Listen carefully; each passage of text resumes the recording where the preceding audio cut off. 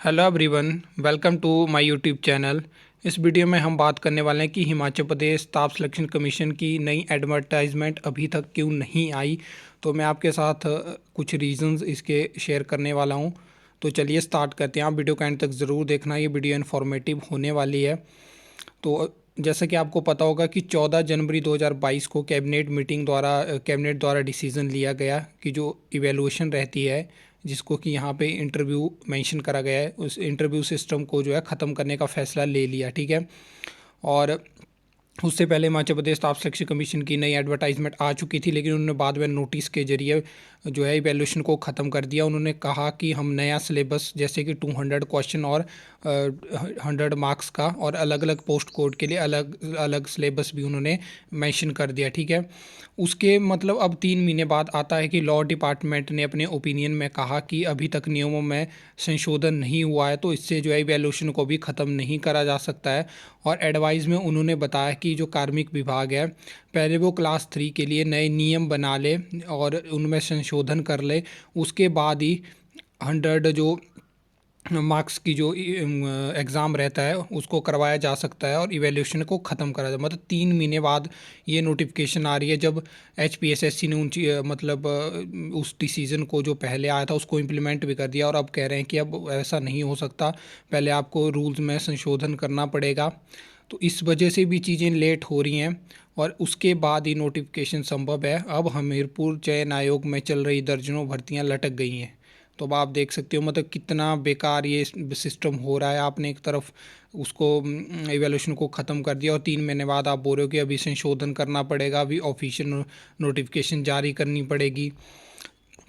अब ये देख सकते हो आप, ये आज की न्यूज़पेपर में आपको देखने को मिलेगा कि अधिसूचना ना आने तक जारी रहेगी। अब बोल रहे हैं कि जो पुराने जो एग्ज़ाम हो रखे हैं, तो जब तक अधिसूचना नहीं आती है तब तक पुरानी जो इवैल्यूएशन की प्रोसेस रहती थी उसी को फॉलो करा जाना चाहिए।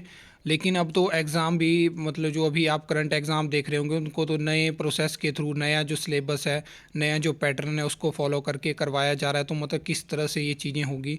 तो यहाँ से तो ये लगता है कि अगर जल्दी जल्दी नहीं हुआ सिस्टम तो ये चीज़ें लटक सकती हैं। और मुझे समझ नहीं आ रहा कि 3 महीने बाद इनको याद आई आज बताने की कि अभी संशोधन करना बाकी है।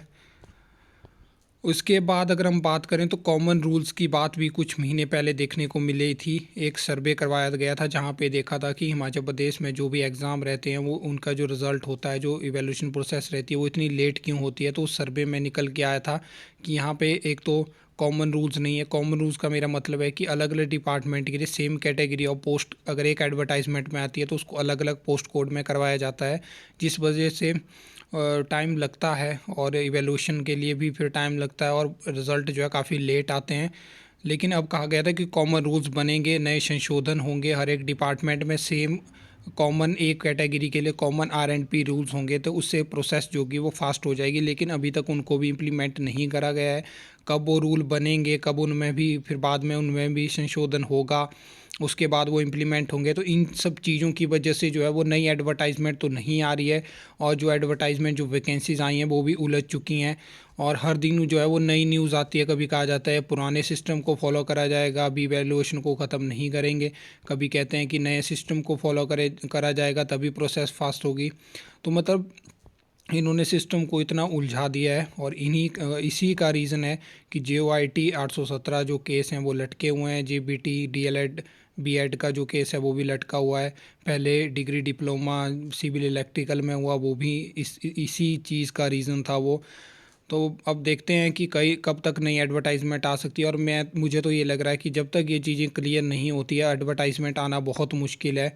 और इन्होंने इतना कॉम्प्लिकेटेड इस सिस्टम को कर दिया कि अब जल्दी तो एक्सपेक्ट नहीं कर रहा हूँ मैं कि कोई नई एडवर्टाइजमेंट आपको देखने को मिल सकती है। अगर आ जाती है जल्दी से जल्दी तो मतलब उसमें खुश होने वाली बात है। और मैं तो यही चाहूँगा कि जल्दी से जल्दी नई एडवर्टाइजमेंट आ जाए, क्योंकि चुनावी साल है और इस साल तो ऐसा होना चाहिए था कि सबसे ज़्यादा वैकेंसीज आनी चाहिए थी, लेकिन ऐसा अभी तक बिल्कुल भी नहीं हुआ। तो आई होप आपको ये वीडियो अच्छी लगी होगी, इन्फॉर्मेटिव लगी होगी। तो आप वीडियो को लाइक कमेंट शेयर कर सकते हो। और अगर आप अपना पर्सनल ओपिनियन बताना चाहते हो तो आप कमेंट सेक्शन में ज़रूर बताना। तो मिलते हैं नेक्स्ट वीडियो में।